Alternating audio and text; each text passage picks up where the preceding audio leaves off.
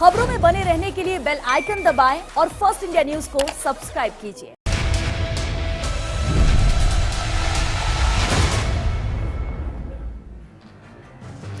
नमस्कार, स्वागत है आपका बिग फाइट लाइव में। आपके साथ मैं हूं श्वेता मिश्रा। ना ओटीटी होगा आउट ऑफ कंट्रोल, ना सोशल मीडिया होगा बेलगाम, सब पर कसा जाएगा शिकंजा, ये केंद्र सरकार का है पैगाम। जी हां, नेटफ्लिक्स, अमेजॉन जैसे ओटीटी प्लेटफॉर्म और फेसबुक, ट्विटर जैसे सोशल मीडिया प्लेटफॉर्म के लिए गाइडलाइन हो गई है, जिसके मुताबिक सोशल मीडिया प्लेटफॉर्म को किसी भी आपत्तिजनक कंटेंट की शिकायत होने पर उसे हटाना होगा। साथ ही डिजिटल मीडिया को इलेक्ट्रॉनिक मीडिया की तरह ही सेल्फ रेगुलेशन करना होगा। सरकार का कहना है कि सोशल मीडिया प्लेटफॉर्म का भारत में व्यापार करने का स्वागत है। सरकार आलोचना के लिए भी तैयार है, लेकिन सोशल मीडिया के गलत इस्तेमाल पर भी शिकायत का भी फोरम मिलना चाहिए। ऐसे में आने वाले 3 महीनों में सोशल मीडिया के लिए गाइडलाइन लागू हो जाएगी। सोशल मीडिया प्लेटफॉर्म को अफसरों की तैनाती करनी होगी, किसी भी आपत्तिजनक कंटेंट को 24 घंटे में हटाना होगा और इसके अलावा हर महीने कितनी शिकायतों पर एक्शन हुआ, इसकी जानकारी भी देनी होगी। साथ ही ओटीटी प्लेटफॉर्म को भी अपने काम की जानकारी देनी होगी, वो कैसे अपना कंटेंट तैयार करते हैं। सेल्फ रेगुलेशन के लिए एक बॉडी बनाई जाएगी, जिसे सुप्रीम कोर्ट के रिटायर्ड जज या कोई अन्य व्यक्ति हेड करेंगे। इलेक्ट्रॉनिक मीडिया की तरह ही डिजिटल प्लेटफॉर्म को भी गलती पर माफी प्रसारित करनी होगी। कुल मिलाकर कहा जा सकता है कि ना तो अब सोशल मीडिया पर अराजकता चलेगी, ना ओटीटी पर अश्लीलता। लेकिन फिर भी उठता है ये सवाल कि क्या बंदिशों से रुकेगी साजिशें।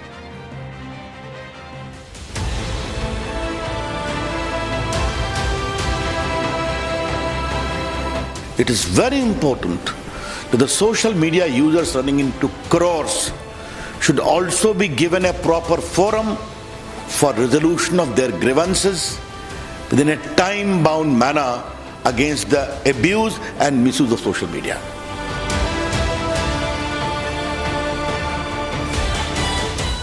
स्क्रॉल भी चलाना पड़ता है या अन्य भी प्रकार है, तो ऐसे ही मैकेनिज्म उसी तरीके से ये ओटीटी प्लेटफॉर्म्स को तैयार करना पड़ेगा। एक voluntary mechanism social media platform create करें और उनके रजिस्ट्रेशन कराएं। उनका मोबाइल तो उनके पास ही है, सिम कार्ड है, आधार कार्ड है, क्या करना है उनको तय करना है। लेकिन हम जरूर चाहते हैं, अपेक्षा होगी कि ये वेरिफिकेशन जरूरी है, वरना वो भारत से ट्वीट हो रहा है, रिट्वीट हो रहा है, विदेश से हो रहा है, पाकिस्तान से हो रहा है, कहीं ना कहीं तो इसके बारे में एक मैकेनिज्म होना चाहिए।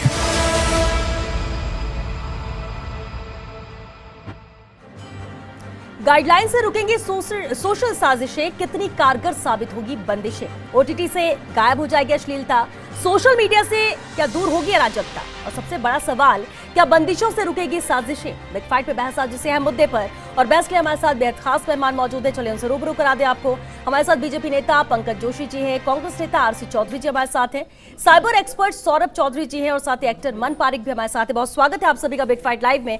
पंकज जी, शुरुआत आपसे ही करते हैं, क्योंकि इससे पहले भी जब ओटीटी प्लेटफॉर्म पर जो चीजें आती हैं उस पर विरोध हो रहा था और उस वक्त ये आवाज उठ रही थी कि इस पर भी कहीं ना कहीं रेगुलेटरी बोर्ड होना चाहिए। अब जबकि फैसला लिया जा चुका, आपको क्या लगता है कि कितने हद तक कंट्रोल किया जा सकेगा अब इस पर?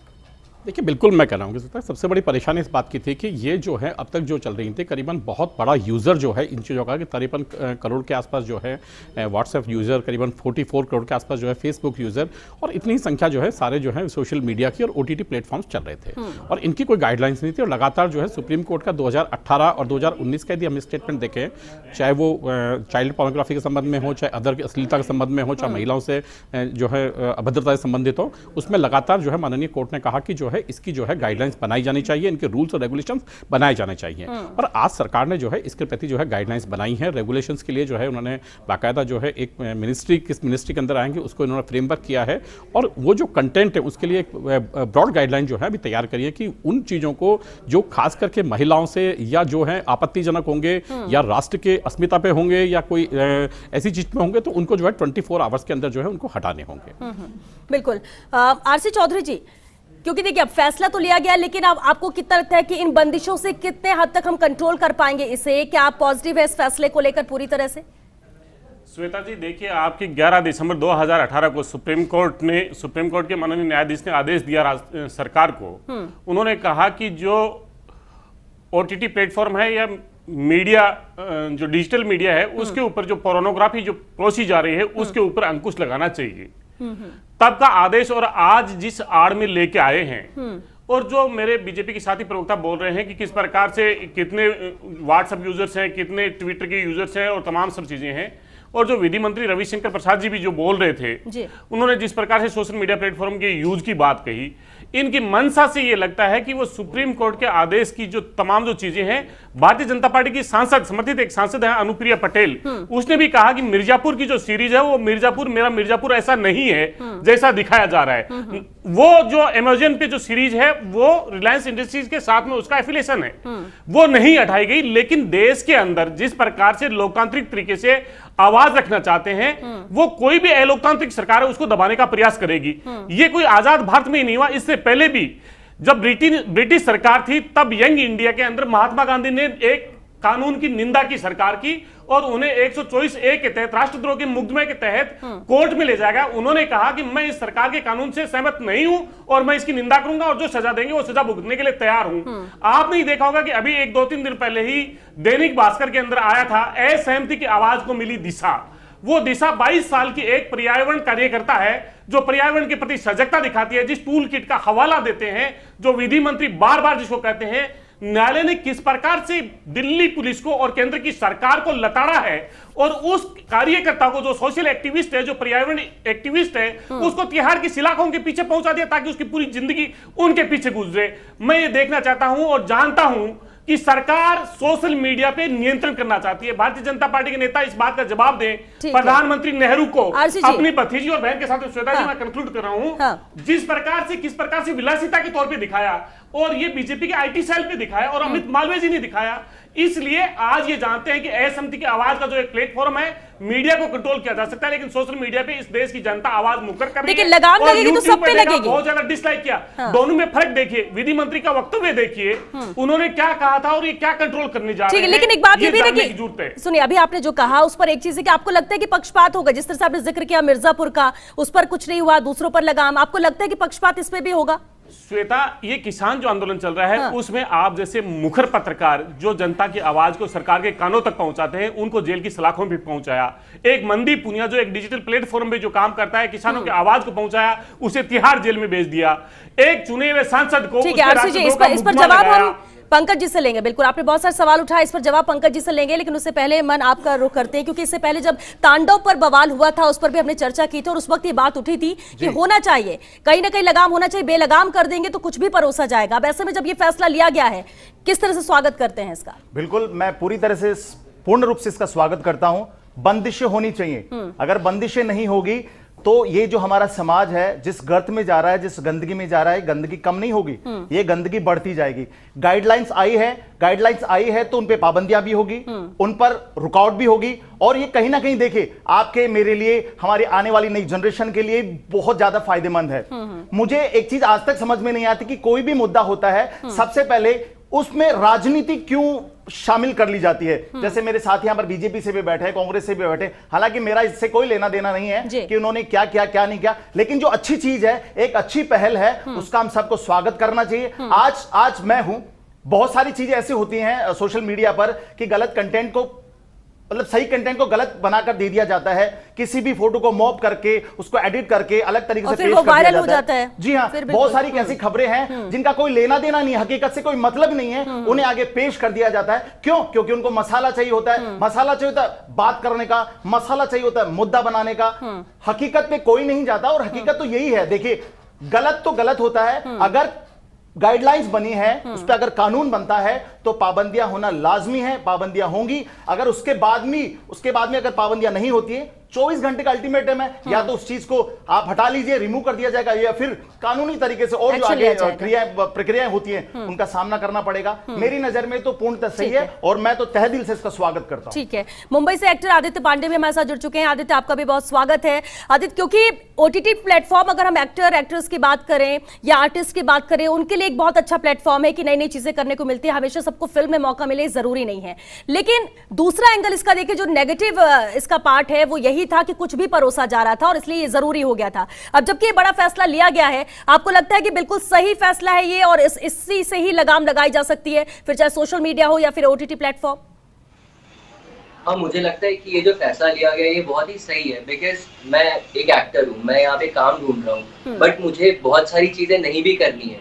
जो मतलब अभी मेरे को जो ऑडिशन के अपडेट्स आते हैं, जो भी आते हैं, वो बहुत सारे सिर्फ ये जो कुछ ऐप्स हैं जो आप समझ रहे हो कि किस तरीके के कंटेंट्स बनाते हैं, तो वो सारे ऑडिशन सिर्फ वही होते हैं, मतलब मोस्टली, मतलब 90% आजकल वही होने लग गया है। जो क्लीन वर्क है वो बहुत कम हो गया है, मतलब it has reduced to 10% now, जो पहले ज्यादा होता था। और मैं कंफर्टेबल नहीं हूँ ऐसा कुछ करने के लिए, तो मेरे लिए अभी ये बहुत मुश्किल है। तो ऐसे में अगर ऐसा कुछ फैसला आया है तो मेरे हिसाब से तो ये बहुत अच्छी बात है, क्योंकि अब सब कुछ नियंत्रण में होगा। बिल्कुल, सब कुछ नियंत्रण में होगा, कंट्रोल में होगा, और इसलिए ये फैसला लिया गया है। साइबर एक्सपर्ट सौरभ चौधरी जी भी हमारे साथ हैं। सौरभ जी, एक अहम बात ये कि देखिए, सवाल हमेशा उठाए जाते हैं, कुछ गलत होता है तो उस पर वाद विवाद भी हो जाता है, फिर चीजें वहीं खत्म हो जाती हैं, और कुछ टाइम बाद फिर कुछ नया उससे भी ज्यादा गिरे लेवल का आ जाता है। अब जबकि इस रेगुलेटरी बोर्ड की बात कही जा रही थी, रेगुलेशन की बात कही जा रही थी, अब जब ये फैसला आया और जो गाइडलाइन आई है उसके तहत तो लगता है कि सब नियंत्रण में होगा, लेकिन आपको लगता है कि क्या पूरी तरह से पॉजिटिव एंगल है या आपको इसका कुछ नेगेटिव एंगल भी नजर आता है? जी श्वेता जी, ये बिल्कुल पॉजिटिव एंगल है और इसका होना बहुत जरूरी था, क्योंकि हमारे आजकल होता है क्या है, छोटे से बच्चे के पास भी मोबाइल होता है, तो आजकल देखते हैं कि छोटा बच्चा बस वो उठाए और यूट्यूब देखना शुरू कर देते, तो वहां पे कभी कभी कंटेंट लाइनिंग के अंदर इस तरह के कंटेंट वहां आते हैं जो उस बच्चे के सामने नहीं आने चाहिए। तो जब OTT का प्लेटफॉर्म जो है अपना ओवर द टॉप है, वहां के अंदर जब अपन कोई भी स्ट्रीमिंग कंटेंटिंग वहां पे जब देखते हैं, जो वो स्ट्रीम होता है उसके अंदर, तो बच्चा उसको देखता है, उस पर बहुत बुरा उसका असर पड़ता है। तो कम से कम इन पे जो रेगुलेटरी का ये गाइडलाइंस जारी होगी और ये 3 महीने के अंदर जैसे लागू होगी, तो बहुत मतलब फर्क पड़ेगा इस चीज का। और बात करें हम सोशल मीडिया की, तो सोशल मीडिया पे आजकल जो बच्चा है छोटा, जो कि एक 6 से 7th क्लास में है, वो उससे एक दूसरे से जुड़ने के लिए वहां पे कनेक्ट होते हैं, और कनेक्ट होने के बाद फिर वो पता नहीं कौन कौन सी क्या क्या बातों में घुस जाते हैं, और फिर वो सोशल मीडिया पे कई सारे ऐसे ग्रुप्स वगैरह होते हैं जिनके अंदर उन बच्चों को नहीं जाना होता है, लेकिन फिर भी वो वहां जाके उन सब चीजों को देखते हैं जो उन्हें नहीं देखनी होती। तो ये बहुत जरूरी है हमारे देश के लिए, तो खासकर बहुत जरूरी है, क्योंकि आजकल सारा कुछ ऑनलाइन हो गया इस कोरोना की वजह से। तो ऑनलाइन होने के बाद में बच्चों को मोबाइल, लैपटॉप, सारी कुछ फैमिली पर्सन जो है अवेलेबल करा दिए। आप कब तक नजर रखोगे उन पर, क्योंकि कहीं ना कहीं से नजर हटेगी और वो वहां पहुंच ही जाएंगे, तो उससे ये फैसला। लेकिन एक बात और है, सोशल मीडिया में हम देखते हैं, ट्विटर हो, फेसबुक हो या दूसरे प्लेटफॉर्म्स हो, किसी तरह की कोई आइडेंटिटी नहीं होती है। कई बार चीजें ऐसी होती है और उसके बाद वायरल कर दिया जाता है, कुछ गलत कंटेंट, इसके बाद जब वायरल होता है तो हिंसक भी हो जाती है कई चीजें, और सबसे ज्यादा डर इसी बात का है। जी बिल्कुल, अभी वेरीफाइड करने की बात भी कही गई है कि जो भी आईडी हो उसे वेरीफाइड किया जाए। जी बिल्कुल बिल्कुल, अभी ये सेल्फ रेगुलेशन भी होगा OTT के अंदर भी, और यहाँ पे भी जब हम बात करेंगे तो हर चीज का एक पेरेंशियल कंट्रोल होगा वहाँ पे। जब अभी अपन सर्वर पे कोई भी लॉगिन करेंगे या फिर किसी सी वेबसाइट को लॉगिन करके अपना यूजर बनाएंगे, यूजर ऑथेंटिकेशन करेंगे, तो उस टाइम पे वहाँ पे हमें एक ऐसा पोर्टल दिया जाएगा जहाँ पे हमें उसकी सारी हमारे कंटेंटिंग, जो कंटेंट हम डाल रहे हैं, हमारा जो IP है, हमारे सिस्टम का जो मैक एड्रेस है, वो मैक एड्रेस और IP सिस्टम जो है वो उस सर्वर पे हमें अनिवार्य है कि उसको डालना ही होगा, और नहीं डालेंगे तो भी वो उसको कैप्चर करेगा, और कैप्चर करेगा उससे हमें पता लगेगा कि जो कौन यूजर है और किस यूजर ने ये जो कंटेंट है, यहाँ सोशल मीडिया हो या हम बात करें कि OTT पे किसने ब्रॉडकास्ट किया है, तो वो सारी चीज यहाँ पर अब होने लगेंगी। क्योंकि पहले तो होता था कि direct control and command server से नॉर्मली हम चीजों को खींच लेते थे, और हम IP को हाइड करके या मैक को हाइड करके और नॉर्मली उस चीज को एक तरह से बाईपास करके निकाल देते थे। एग्जिम्ट एक ऑप्शन होता है IP, ये नहीं हो सकेगा अगर अब इस तरह से रेगुलेटरी, बिल्कुल इसकी जरूरत भी थी। लेकिन चलिए पंकज जोशी जी, अब इससे पहले जो RC चौधरी जी कह रहे थे, जो सवाल उठाते, जरा उसी का जवाब आपसे ले लेते हैं कि बहुत चीजें ऐसी की जाती है, लेकिन एक डर और एक बात जो आरोप लग रहे हैं कि आपके खिलाफ कोई कुछ बोले ना तो लोगों की आवाज को दबाने के लिए भी ऐसा है, ये बात भी उठ रही थी, जबकि इसे प्रेस कॉन्फ्रेंस में क्लियर किया है। देखिए श्वेता जी, मैंने कहा ना आपको कि मेरे, अब मुझे लगता है शायद मैं कोई जवाब दूंगा या मैं कुछ कहूंगा तो राजनीतिक परिप्रेक्ष्य में देखा जाएगा, लेकिन जो दोनों स्वतंत्र लोग हैं उन्होंने इस चीज को कहा है, और खुद जो है बॉम्बे से जो लोगों ने कहा है बिल्कुल ठीक कहा है, क्योंकि इस देश ने नहीं, बल्कि आप देखें कि राजस्थान के अंदर जो है रानी पद्मिनी के ऊपर जिस तरह के कंटेंट डाले गए, मुझे लगता है कि क्या आप उनको पढ़ करके क्या आपका दिल नहीं खोलता? मुझे बताइए, शिवाजी के ऊपर जिस तरह के कंटेंट डाले जाते हैं, क्या एक राष्ट्रभक्त का राष्ट्र के जीवन का फर्क नहीं पड़ता? लेकिन क्या एक आप अपनी राजनीतिक पार्टी की छोटी सी चीज बचाने के लिए आप कहें कि रेगुलेशन ही मत बनाइए? ये वही नीति नहीं है जिसमें जो है एक आपने बिल लेके आए थे, और उस बिल को जो है प्रधानमंत्री के साइन किए हुए बिल को जब जा रहा था राष्ट्रपति के पास, उससे पहले उसने फाड़ करके जो है आपने जो है उसको दिखा दिया। तो क्या इस तरीके की कानून बनने जानी चाहिए? क्या इस तरीके की जो है वहां चीजें होनी चाहिए? मैं यही कह रहा हूं कि जब कानून बनते हैं तो देखिए 1994 के अंदर, 92 के अंदर जब हर्षद मेहता कांड हुआ, तब आप रेगुलेटरी बोर्ड लेकर के आए, कैपिटल मार्केट के लिए सेबी लेकर के आए। मुझे बताइए किसने विरोध किया आपका? कोई विरोध किया आपने कि नहीं साहब लोग इसमें लुट जाएंगे, लोग मर जाएंगे या पिट जाएंगे? लेकिन क्यों? क्योंकि कहीं ना कहीं जहां पर जो है सीरियसनेस है, जहां पर जो है घपले के चांसेस हैं, जहां पर जो है अस्मिता का सवाल है, देश के जो है आज आतंकवादी जो लोग हैं इसका यूज कर रहे हैं, आज जो है इस चीज से जो है गलत सेंसेस लाए जा रहे हैं, इस मतलब इस तरीके की जो अभी हमारे काबिल साथी ने बताया बिल्कुल कि जिस तरीके की साइट्स जो है आप चलते चलते जो बच्चों को जो है नहीं देखनी, वो नहीं जाना चाहता, उसके बावजूद भी वो आ जाता है। आप YouTube चैनल पे देखिए, जब आप न्यूज की चैनल्स देख रहे होते हैं तो उसके बीच में जो है इस टाइप की जो है अपने आप आती हैं। तो मैं कह रहा हूं कि जब चीजें अपने आप आने लग जाती हैं तो इन पे कहीं ना कहीं तो कंट्रोल होना चाहिए। और आप केवल जो है जिन और वैसे भी जो कानून है वो सबके लिए होगा, मुझे लगता है कि ये जो है कहीं ना कहीं जो है पार्टी की सोच का जो है बहुत सूक्ष्म सोच है और बहुत जो है इस सोच से ऊपर आना चाहिए। और राष्ट्र हित के अंदर जो चीजें होनी चाहिए, कानून बनाना जो है, चाहे कोई भी सरकारें हो, कानून बनाना जो है सरकारों का काम है, चाहे वो प्रदेश की सरकारें हो, चाहे जो है केंद्र में सरकारें हो, किसी भी पार्टी की सरकारें हो। ठीक है आरसी जी। श्वेता, सबसे पहले मैं ये कहना चाहूंगी, भारतीय जनता पार्टी के नेता ने जिस प्रकार सब लोग भारतीय जनता पार्टी सरकार की बात करिए ना, कानून भारतीय जनता पार्टी, बोल लीजिए, भारतीय जनता पार्टी कानून, इट इज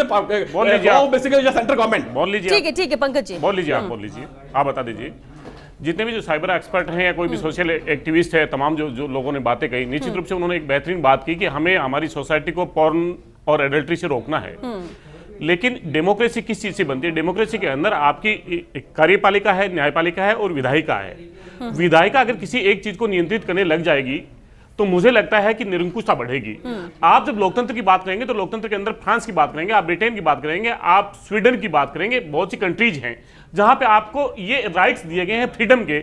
लेकिन अगर मैं किसी के राइट्स का ह्यूमिलेट कर रहा हूं या किसी की मैं एक डिग्निटीफुल लाइफ को डिस्टर्ब कर रहा हूं तो वहां पे उसको प्रोटेक्ट के भी अधिकार बने हुए हैं। आप चाइना में जाइए ना, चाइना पे जहां पे सोशल मीडिया का जो फेसबुक और व्हाट्सएप नहीं है, उनका अपना एक प्लेटफॉर्म है, उस पर स्क्रीनिंग होती है कि क्या कंटेंट जाएगा या क्या कंटेंट नहीं जाएगा। क्या इस रेगुलेशन से हम डेमोक्रेसी पे हमला नहीं कर रहे? मैं ये गुजारिश करना चाहता हूं कि अगर देश की अगर उनकी मनसा साफ है तो संसद इस देश का सबसे बड़ा मंदिर है, उस मंदिर में चर्चा करते, आपकी पूर्ण बहुमत की सरकार है, वहां पे लोगों के विचार विमर्श होते, हो सकता है ज्यादा बेहतर तरीके से आप ले आते। लेकिन सरकार जिस प्रकार से रेगुलेट करना चाह रही है, अपने आप रेगुलेट करना चाह रही है, इससे यही लगता है क्यों कोर्ट को इतनी तल्ख टिप्पणी करनी पड़े कि 22 साल की दिशा एसएमटी की आवाज को दिशा दे रही है। यह वक्तव्य क्यों कहना पड़ा?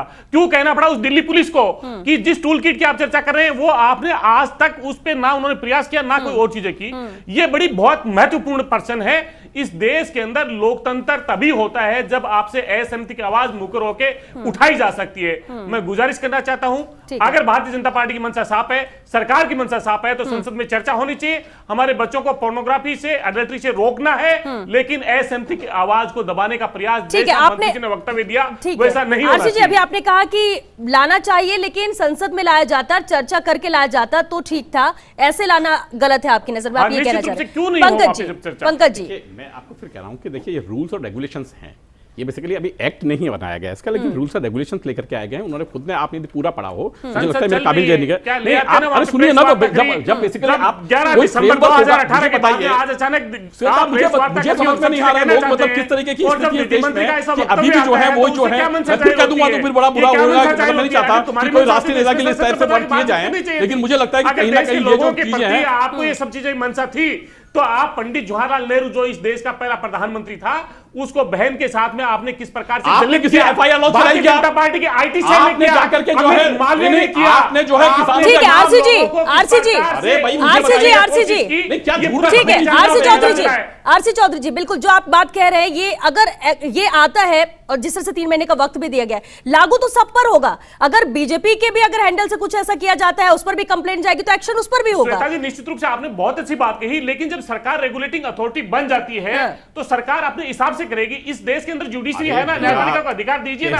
अगर कोई किसी चीज को कर रहा है तो स्थितियां हो रही है, रेगुलेशन अथॉरिटी जो है उस जो चला रहा है उसको बनानी पड़ेगी। ठीक है, अरे भैया उसको बनानी पड़ेगी जो बना रहा है। देखिए अभी क्योंकि देखिए आज तो गाइडलाइन को लेके बताया गया है, सब चीजें हैं। ठीक है पंकज जी, लौटेंगे आपके पास, लेकिन क्योंकि अभी आपने कहा कि पॉलिटिकली क्यों लिया जाता है इस तरह के इश्यूज को, इसमें दो ही चीजें होती है, या तो बेहतर होगा या कमी होगी तो उसे दूर करने की कोशिश की जाएगी। लेकिन अब क्योंकि गाइडलाइन बन चुकी है और एक ये बात कही जा रही है कि लोगों की आवाज को दबाने की कोशिश, क्योंकि ओटीटी प्लेटफॉर्म पे लगाम लगाना ये तो ठीक है, लेकिन सोशल मीडिया पे लोग जो अपनी बातें व्यक्त करते हैं, अपनी भावनाएं व्यक्त करते हैं, उस पर भी कंट्रोल हो जाएगा और कुछ लोगों को इसी से आपत्ति है। बिल्कुल, देखिए जब हमने तांडव पे बहस की थी तब यही बात थी।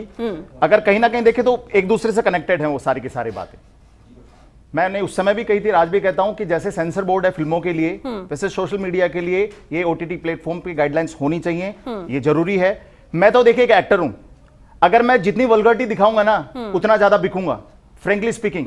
लेकिन मैं दायरे में, मर्यादा में रहकर अगर मैं बात करता हूं तो मैं सिर्फ मैं ही उसको नहीं देखूंगा, मेरी फैमिली भी इसको देखेगी, पूरा समाज भी उसको देखेगा। जैसा अभी चौधरी जी ने कहा कि पोर्न या एडल्ट्री की बात कर रहे हैं, या सर ने कहा कि कुछ भी खोलते हैं, बच्चा देखता है, क्लास ऑनलाइन क्लासेस चल रही है लेकिन कुछ भी निकलकर सामने आ जाता है। तो अगर रोकेंगे नहीं तो सारी चीजें तो होती रहेंगी। आज किसी को भी बच्चे को भी चाहिए साइड में बैठेगा कोने में, कुछ भी उसको देखना होगा, उसने वॉइस डाला, वो सारी चीज सामने निकल कर आ जाएंगी। तो देखिए ये बहुत सारी चीजें हैं जो गलत है, इनको बिल्कुल रोकना चाहिए। और ये पर्टिकुलर किसी एक के लिए नहीं है, ये मेरे लिए नहीं है, ये आपके लिए नहीं है, हम सबके लिए, पूरे हिंदुस्तानियों के लिए है, ना किसी बीजेपी कांग्रेस के लिए, किसी पार्टी के लिए, सबके लिए। रुकेगा सबका भला होगा, अगर नहीं रुकेगा तो सबके घर में नुकसान होगा, आज नहीं तो कल, और रुकना चाहिए। बिल्कुल, और ये हर एक से जुड़ी हुई बात है, हर एक से जुड़ा हुआ फैसला है। सौरभ, आपसे जरूर जानना चाहेंगे क्योंकि वक्त भी खत्म हो रहा है अब, क्योंकि आपको लगता है कि इसके अलावा कोई रास्ता था, या आपको लगता है कि यही एक रास्ता है और इसी से नियंत्रण किया जा सकेगा? इससे पहले कि और चीजें बिगड़ती, और ज्यादा आउट ऑफ कंट्रोल चीजें होती, और ज्यादा किसी को नुकसान पहुंचता, जान को भी, उससे बेहतर है कि ये फैसला लेना। क्या आपको ऐसा लगता है? जी बिल्कुल, ये एक बहुत अच्छा और सटीक रास्ता है और इसी के द्वारा ही हम सब चीजों को रोक सकते हैं। क्योंकि मैंने कई बार देखा है कि जब मैं कई बार फेसबुक खोलता हूं या हम किसी कंटेंट को किसी वेबसाइट पे जाके ब्लॉक करते हैं, तो वहां अक्सर देखता हूं कि कोई भी किसी तरह की पोस्ट को डाल देता है, वहां हजारों व्यक्ति किसी पॉजिटिव वे में और कोई नेगेटिव वे में बात करता है। मेरे काबिल मित्र मनु ने बहुत जोरदार बात कही और मैं उनका बहुत स्वागत करता हूं कि उन्होंने कहा कि इस देश का बड़ा दुर्भाग्य है कि हर कोई जो चैप्टर आता है, जो अच्छा हो या बुरा, वो सबसे पहले राजनीतिक विशेषज्ञों का रूप लेता है। राजनीतिक उसमें फंसती राजनीति उसमें आती है। लेकिन ये बहुत सही निर्णय सरकार का है और बहुत अच्छा निर्णय है, मैं उसका पूरा सपोर्ट करता हूं।